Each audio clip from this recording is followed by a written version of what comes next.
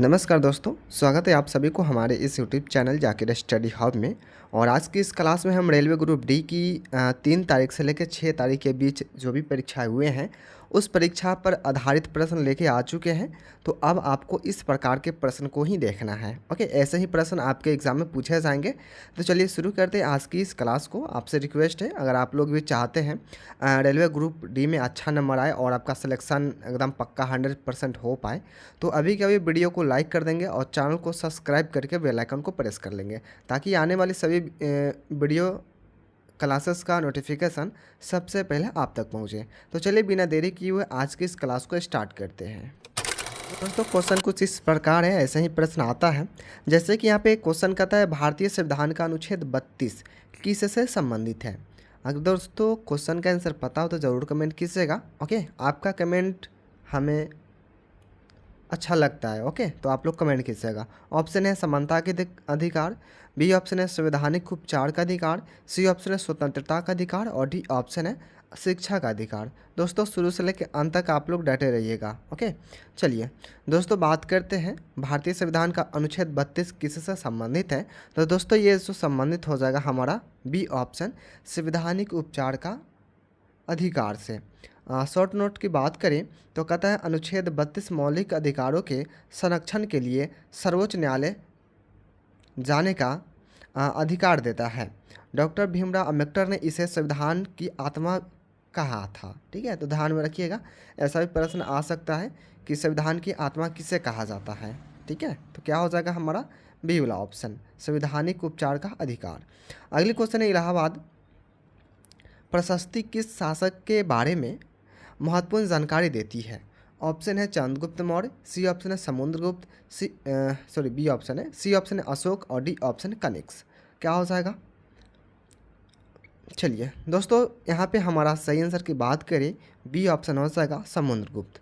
Okay, देखिए इलाहाबाद प्रशस्ति के रचयिता हरिसेन थे और इसमें समुद्रगुप्त की विजयों का वर्णन मिलता है। ठीक है, समुद्रगुप्त की विजयों का वर्णन मिलता है। अगली क्वेश्चन है दोस्तों, कहता क्या है, कहता है मानव शरीर में रक्त का शुद्धिकरण मुख्य रूप से किस अंग में होता है। क्या हो जाएगा हृदय, बी ऑप्शन है फेफड़ा और सी ऑप्शन है गुर्दा और डी ऑप्शन है यकृत। दोस्तों आपको बतला दें कि फिर नवंबर दिसंबर में 30,000 वैकेंसी आ रहा है ग्रुप डी का। ओके, तो आपसे अगर आप लोग फिर देखिए इस बार क्या होता है और फिर सिलेक्शन चाहिए तो आप लोग शुरू से लेकर अंत तक स्टडी कीजिएगा। ठीक है, चलिए दोस्तों 3 की बात करें तो सी वाला ऑप्शन हमारा सही आंसर होगा गुर्दा। देखिए गुर्दे रक्त से अपशिष्ट पदार्थों को छानकर मूत्र निर्माण में सहायता करते हैं। ठीक है, चलिए अगला क्वेश्चन दोस्तों, भारत में हरित क्रांति का सबसे अधिक प्रभाव किस फसल पर पड़ा। ऑप्शन ए है चाय, बी ऑप्शन है गेहूँ, सी ऑप्शन है कपास और डी ऑप्शन है जूट। ठीक है, देखिए आप लोग रेगुलर स्टडी करते रहिए, क्योंकि इस बार नहीं तो फिर 30,000 वैकेंसी आने वाला है, तो उस पार जो है ना ज़रूर जाना है। ठीक है, चलिए क्या हो सका दोस्तों, तो 4 का बात करें तो बी ऑप्शन हो जाएगा गेहूँ। ठीक है, बी ऑप्शन। अगली क्वेश्चन है, देखिए यहाँ पे कहता क्या है, भारत में हरित क्रांति का प्रारंभिक और सबसे प्रमुख प्रभाव गेहूं के उत्पादन में देखा गया है। ठीक है, और जो व्यक्ति ग्रुप डी का इस बार फॉर्म नहीं भर पाए हैं तो वो अगले बार में भर पाएंगे। ठीक है, तो आप लोग स्टडी करते रहिएगा, दोस्तों को बतला दीजिएगा कि हाँ फिर वैकेंसी आ रहा है, वो अपना सर्टिफिकेट जो होता है ना, ये सब कास्ट सर्टिफिकेट ये सब, तो वो सब जो लगे वो बनवा लेंगे। ठीक है, चलिए अगली क्वेश्चन है, वायुमंडल के किस परत में ओजोन की सर्वाधिक सांद्रता पाई जाती है। ठीक है, वायुमंडल के किस परत में ओजोन की सर्वाधिक सांद्रता पाई जाती है। क्या हो जाएगा क्षोभमंडल, संताप मंडल, मध्यमंडल या तापमंडल। क्या हो जाएगा सही आंसर। चलिए दोस्तों यहाँ पे सही आंसर की बात करें तो संताप मंडल सही आंसर होगा, बी ऑप्शन।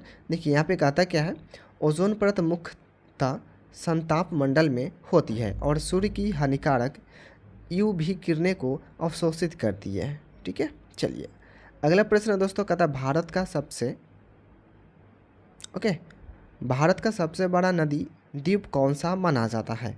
क्या हो जाएगा सही आंसर, आप लोग बतलाएंगे 6 का।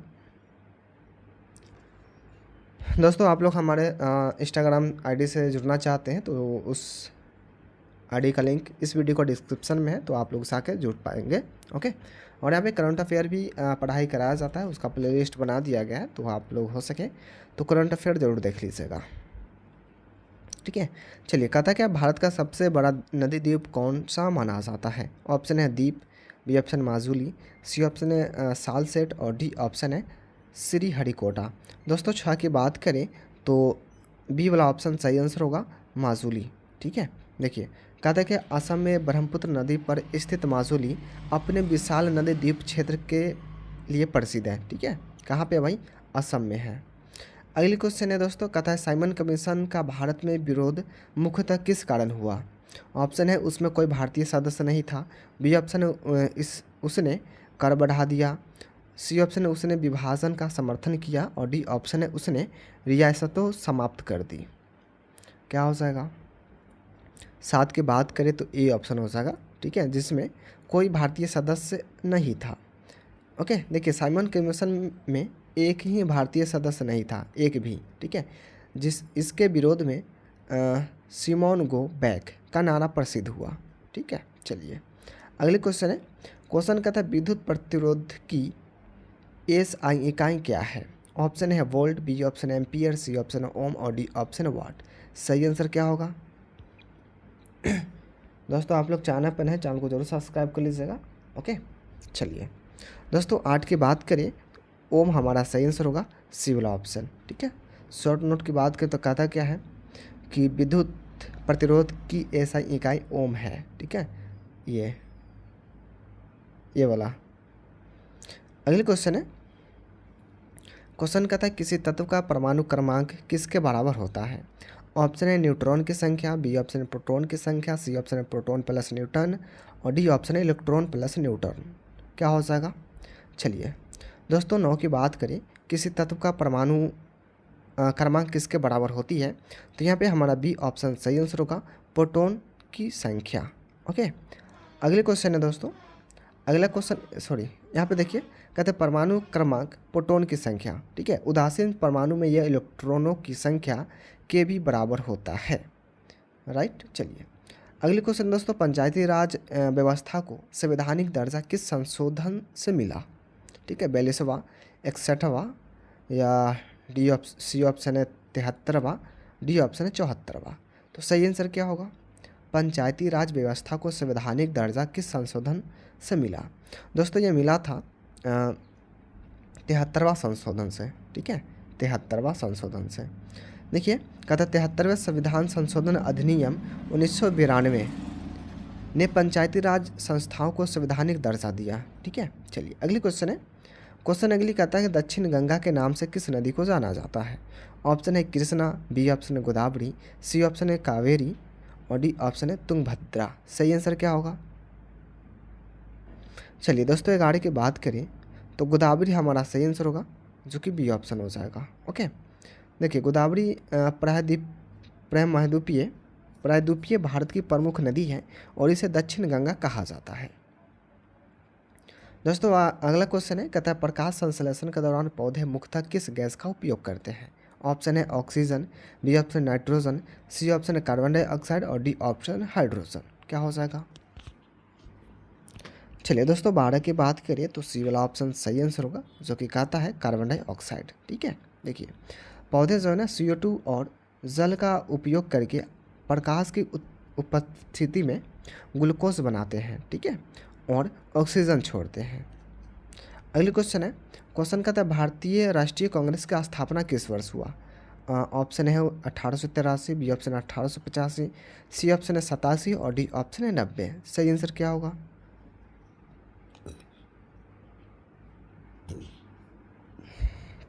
चलिए दोस्तों सही आंसर की बात करें तो 1885 हमारा सही आंसर होगा। ओके, बी वाला ऑप्शन।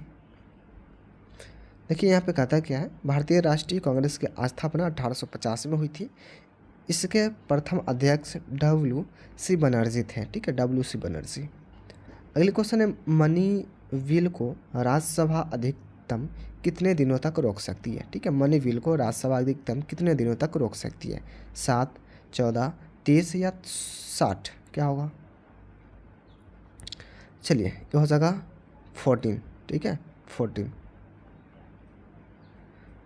कहते हैं कि लोकसभा द्वारा पारित मनी बिल को राज्यसभा अधिकतम 14 दिनों तक अपने पास रख सकती है, ठीक है। चलिए अगली क्वेश्चन है निम्न में से कौन सा अम्ल नींबू में पाया जाता है। ऑप्शन ए है लैक्टिक अम्ल, बी ऑप्शन है साइट्रिक अम्ल, सी ऑप्शन है फार्मिक अम्ल और डी ऑप्शन है ऑक्सैलिक अम्ल। क्या होगा, चलिए निम्न में से कौन सा अम्ल नींबू में पाया जाता है, ठीक है। तो क्या हो जाएगा 15 का। दोस्तों नींबू में पाया जाता है साइट्रिक अम्ल, सभी को पता होगा, बी ऑप्शन सही आंसर होगा। ओके, कहते हैं कि नींबू और कई खट्टे फलों में मुख्यतः साइट्रिक एसिड पाया जाता है, ठीक है। चलिए अगला क्वेश्चन है दोस्तों, भारत में रेलवे का राष्ट्रीयकरण किस दशक में हुआ, ठीक है। भारत में रेलवे का राष्ट्रीयकरण किस दशक में हुआ। ऑप्शन ए है 1930 का दशक, बी ऑप्शन 1940 का दशक, सी ऑप्शन 1950 का दशक और डी ऑप्शन 1960 का दशक। चलिए दोस्तों 16 की बात करें तो सी ऑप्शन हो जाएगा 1950 का दशक, ठीक है, सी वाला ऑप्शन। देखिए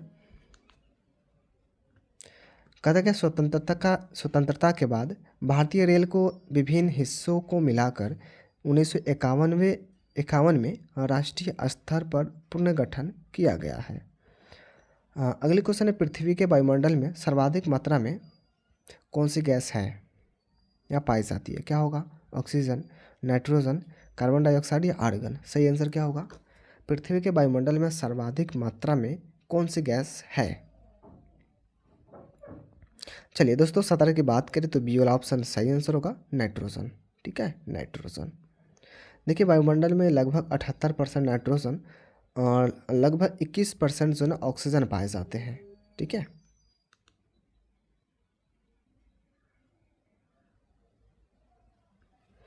चलिए अगली क्वेश्चन है लौह पुरुष के नाम से किस भारतीय नेता को जाना जाता है। ऑप्शन है जवाहरलाल नेहरू, बी ऑप्शन सुभाष चंद्र बोस, सी ऑप्शन है सरदार वल्लभ भाई पटेल और डी ऑप्शन राजेंद्र प्रसाद। तो सही आंसर क्या होगा, लौह पुरुष के नाम से किस भारतीय नेता को जाना जाता है। तो दोस्तों ये सी वाला ऑप्शन सही आंसर होगा, सरदार वल्लभ भाई पटेल, ठीक है। देखिए कहते हैं सरदार पटेल ने स्वतंत्रता के बाद अनेक देशी रियासतों के भारत में एकीकरण में महत्वपूर्ण भूमिका निभाई, ठीक। अगली क्वेश्चन है मानव शरीर में इंसुलिन किस अंग द्वारा स्रावित होता है। यकृत, अग्नाशय, थायराइड या पहिया। चलिए दोस्तों यहाँ पे हमारा सही आंसर की बात करें तो अग्नाशय सही आंसर होगा, बी वाला ऑप्शन, राइट। चलिए यहाँ पे कहता है अग्नाशय की लैंगरहंस की द्वीपिकाओं की बीटा कोशिका इंसुलिन बनाती है, ठीक है, इंसुलिन बनाती है। अगली क्वेश्चन है भारतीय संविधान में राज के नीति निर्देशक तत्व किस देश के संविधान से प्रेरित है, ठीक है। भारतीय संविधान के राज के नीति निर्देशक तत्व किस देश के संविधान से प्रेरित है। ऑप्शन है अमेरिका, बी ऑप्शन है ब्रिटेन, सी ऑप्शन है आयरलैंड और डी ऑप्शन है कनाडा।